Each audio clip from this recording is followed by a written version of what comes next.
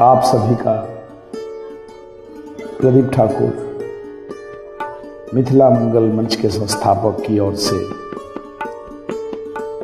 आने वाली वर्ष 2024 की ढेर सारी शुभकामनाएं। जैसे जैसे हर नया वर्ष आता है, हमारे सपनों और आशाओं में भी नए पंख लगते हैं। जब सूरज की पहली किरणें धरती को छूती है, हर पौधा खुशी से झूम उठता है। यह एक अच्छे आरंभ की प्रसन्नता है। हमारा हृदय आशा, प्रसन्नता और उत्साह से भर जाता है। प्रत्येक वर्ष की तरह इस नववर्ष का स्वागत हम इस आशा के साथ कर रहे हैं कि हमारी दुनिया अब और भी अच्छी होगी। बीते हुए वर्षों में अच्छी बुरी सौगातों के साथ 5 दिन शेष बचे हैं और नया सवेरा, नया स्वर्णिम अवसर, नई आशा, नई आकांक्षा, नई ऊर्जा, नई सफलता आदि कल्पनाओं और अपने उमंग उत्साह के साथ एक और वर्ष 2024 में हम लोग पदार्पण करेंगे। अतः आशान्वित होकर जीवन में आगे बढ़ना ही बेहतर है। लेकिन क्या हमने अपनी आशाओं को पोषित और प्रतिफलित करने का वातावरण बनाया है? क्या हमने समझदारी से स्वयं का विकास किया है? आप बाहरी तौर पर कितने भी बड़े और आकर्षक हो जाएं, यदि आप दूसरों को समझने के लिए पर्याप्त उदार नहीं हैं, यदि आपके भीतर करुणा और संवेदनशीलता नहीं है, तो किसी भी बाहरी बदलाव से क्या लाभ। आज लगता है कि मात्र समस्याएं और संघर्ष पैदा कर मनुष्य का स्वभाव बन गया है। निज स्वभाववश निज हित की बात न सोचिए, निज कर्तव्य और कर्मों के पथ पर दूसरों के हित की बात भी सोचिए।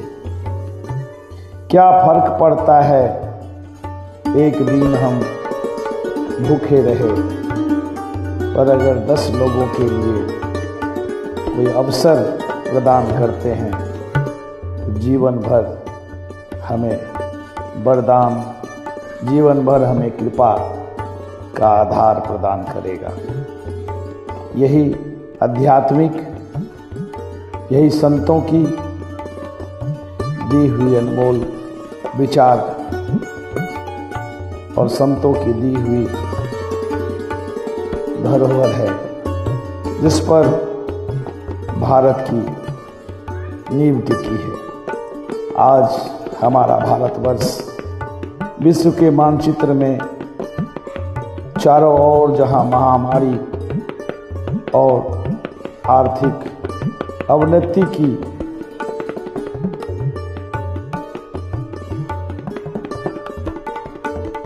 मापदंड को छूता जा रहा है, वहां भारतवर्ष प्रगति के राह पर दिन दूनी रात चौगुनी तरक्की कर रहा है। और यह दिन दूर नहीं जब भारत भी एक महान विश्व शक्ति के रूप में पूरे विश्व में व्याप्त होगा। ऐसी स्थितियों में हम भारतवासियों का सौहार्दपूर्ण वसुधैव कुटुंबकम और नारायणी शक्ति, शिव साधना शक्ति, माँ सरस्वती की वरदायिनी शक्ति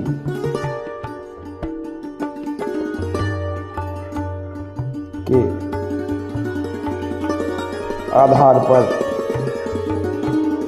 पूर्ण आशा जगाना होगा। हमें अपने भीतर की करुणा को प्रतिस्फुटित करना होगा, सेवा भाव लाना होगा।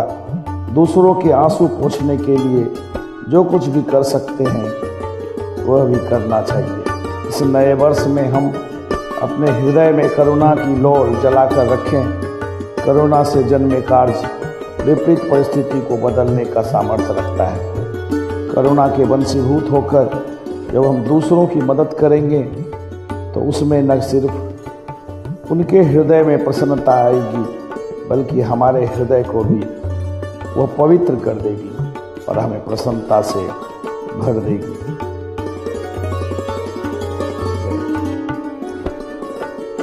हमारे भारतवर्ष की ये संस्कार रही है अपने से बड़ों का पैर छूकर प्रणाम करना, अपने से बड़ों का सम्मान करना।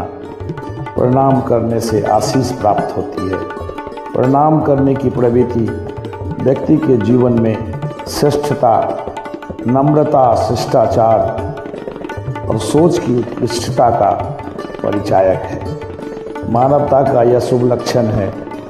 प्रणाम करने से वैसे भी बैर भाव दूर हो जाती है और झुकने के लिए मजबूर हो जाता है। प्रणाम करने की परंपरा पुरातन है। भगवान श्री राम सुबह के नित्य अपने माता पिता और गुरु को प्रणाम करते थे। रामचरितमानस में वर्णन है, प्रातः काल उठी के रघुनाथा, मातु पिता गुरु नावहि माथा। प्रणाम करने वाले व्यक्ति सर्वत्र आदर, सम्मान एवं विजय प्राप्त करते हैं। आशीष प्राप्त करना हमारे सनातन धर्म में परम सौभाग्य तथा विजय का सूचक माना गया है। अपने से बूढ़े बुजुर्गों, माता पिता एवं गुरुजनों के आशीर्वाद पाकर मनुष्य का मनोबल और दोगुना बढ़ जाता है। कर्म क्षमता में वृद्धि होती है।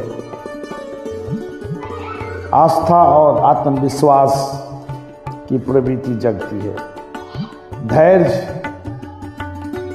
और लगन की भाव जगती है।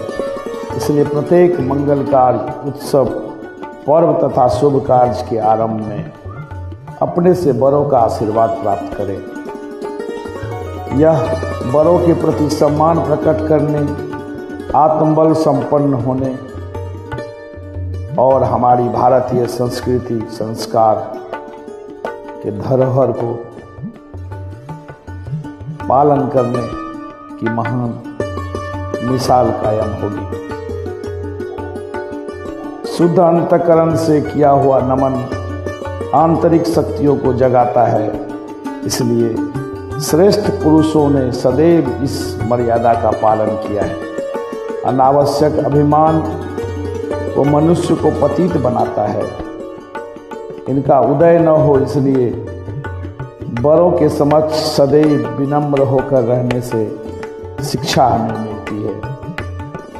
महाभारत में अनेक ऐसे प्रसंग आते हैं जब विपक्षी पितामह भीष्म और गुरु द्रोणाचार्य का युधिष्ठिर, अर्जुन, भीम आदि पांडव चरण स्पर्श करते और उनका शुभाशीष प्राप्त करते हैं। शिष्य की निष्ठा से द्रवीभूत गुरुजन उनको जय कामना करते हैं और वैसा भी होता है। अब जरा सोचिए, महाभारत में धर्म और अधर्म के बीच युद्ध चलती है। धर्म के साथ श्री कृष्ण और 5 भाई हैं और अधर्म के साथ कौरव, दुर्योधन, 100 भाई और महान महारथी सब हैं। लेकिन उदार भाव से, शुद्ध अंतःकरण से जब पांडव 5 भाई अपने गुरुजन को प्रणाम करते हैं, सिर झुकाते हैं, तो उनके मुख से जाने अनजाने में जो आशीर्वाद निकलती है विजय मंगल की, वो अपने आप में पांडव को विजयी, पांडव को सबल, आशावादी बनाने में काफी अहम भूमिका निभाती है। सम्मान से प्रत्येक व्यक्ति को एक प्रकार की आध्यात्मिक तृप्ति मिलती है। इसे प्रत्येक व्यक्ति चाहता है आपको सम्मान मिले, इसके लिए इस सभ्यता की परंपरा को जीवित रखना चाहिए। सम्मान पाने का मार्ग यही है कि आप भी दूसरों का सम्मान करें। अतः आइए आने वाले नव वर्ष में पहले ही दिन, पहले ही सूर्य की किरण के साथ हम सभी भारतवासी सम्मान करने और सम्मान देने की परंपरा का फिर से शुरुआत करें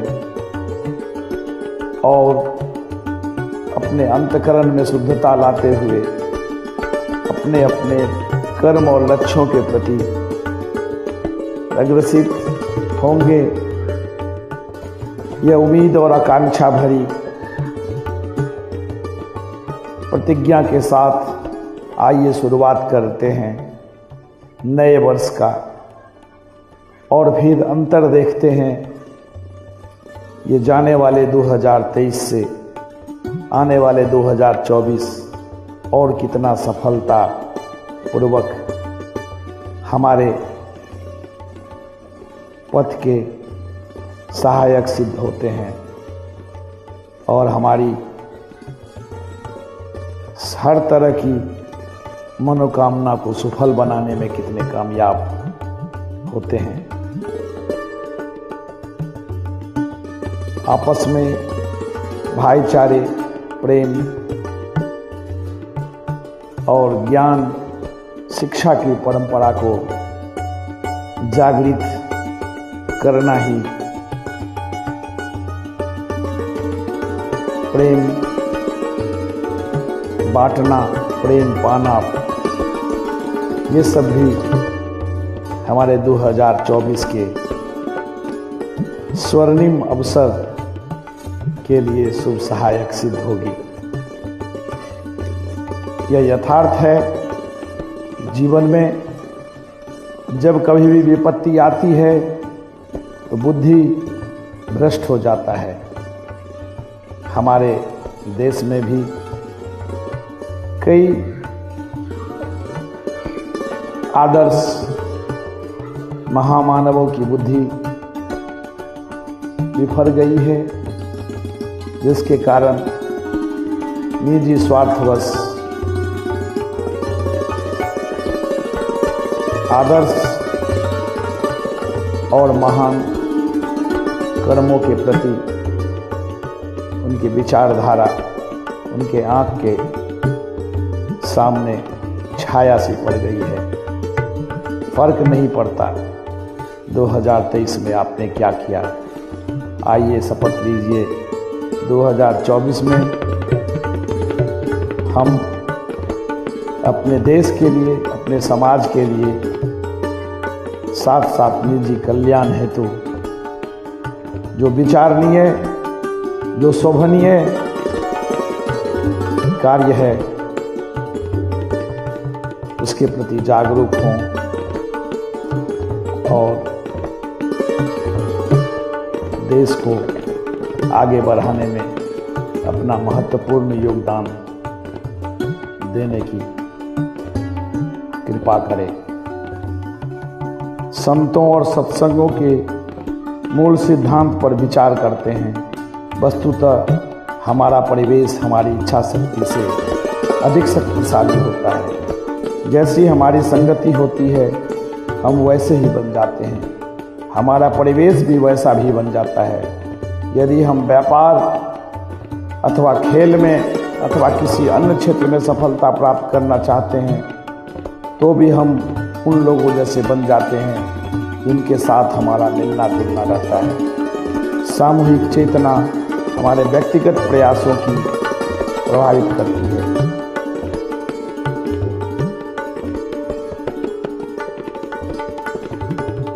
अच्छे लोगों के संगति में अच्छे विचारों को ग्रहण करने से उनसे मिले आशीर्वाद और शिक्षाएं हम अपने साथ सजोकर रखते हैं और वही हमारी कर्म क्षमता को बढ़ाती है। वस्तुतः इस नए स्वर्णिम नए उम्मीदें भरी 2024 प्रारंभ होने से पूर्व ही इस बात पर मैंने बल दिया कि आपस में प्रेम पूर्वक सम्मान देने और सम्मान लेने के अधिकारी बने। एक यथार्थ और एक आदर्श सोच के साथ जिए। 2-3 वर्ष पहले कोविड जैसी विश्वव्यापी महामारी जिस तरह फैली थी और इंसानों के दैनंदिन जीवन कर्म क्षमता को प्रभावित किया था, हमारी भारतवर्ष की धरती बहुत जल्द ही इससे उभर पाया और प्रगति की मार्ग पर चल पड़ा। जितनी क्षति की उम्मीद थी, हम सौभाग्यशाली रहे कि हमारी भारत धरती ज़्यादा कुछ क्षति के शिकार नहीं हुए। इसकी कारण है हमारी अध्यात्म सोच, अध्यात्म संगति, हमारी खान पान, हमारी रहन सहन, हमारे धर्मशास्त्र आचार्य के अनुशीलन, आदर्शों भरी जीवन का भरपूर आत्मसात करना।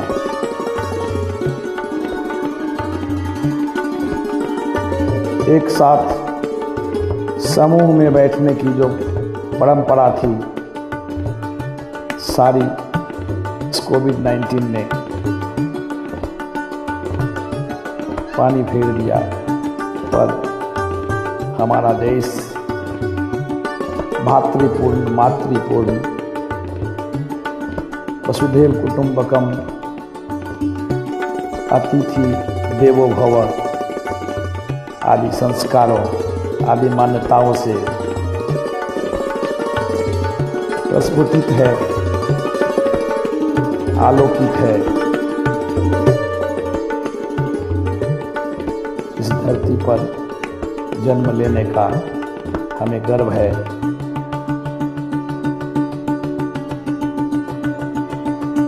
इस दुनिया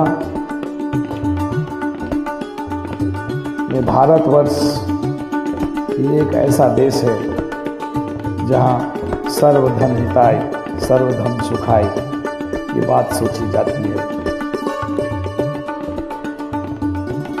सभी के हृदय में राम कृष्ण, प्रभु ईसा मसीह, मोहम्मद पैगंबर जैसी व्यक्तित्व का वास है।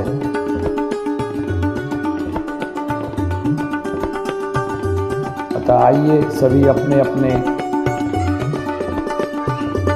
इष्ट देव को ध्यान करें। न तो राम के मन में हिंसा है, न तो घनश्याम के मन में हिंसा है या उनके अनुयायी, न तो पैगंबर के अनुयायियों का मन में हिंसा है, न ईसा मसीह, न गुरु नानक। सभी धर्म का स्वरूप एक ही है, सभी धर्म का मूल मंत्र एक ही है। न राम किसी से प्रतिस्पर्धा करते हैं और न किसी के मन में ईर्ष्या। न राम किसी को दुख पहुंचाना चाहते हैं, न किसी को पीड़ा देना चाहते हैं। हम राम के अनुयायी क्यों पीड़ा पहुंचाएंगे? जब भी हम राम का चित्र देखते हैं, उनके कंधे में लटका हुआ धनुष देखते हैं, उनके कंधे पर बंधा हुआ उन्हें देखते हैं तो राम के व्यक्तित्व में इसका कोई भी संबंध नहीं मालूम पड़ता, क्योंकि राम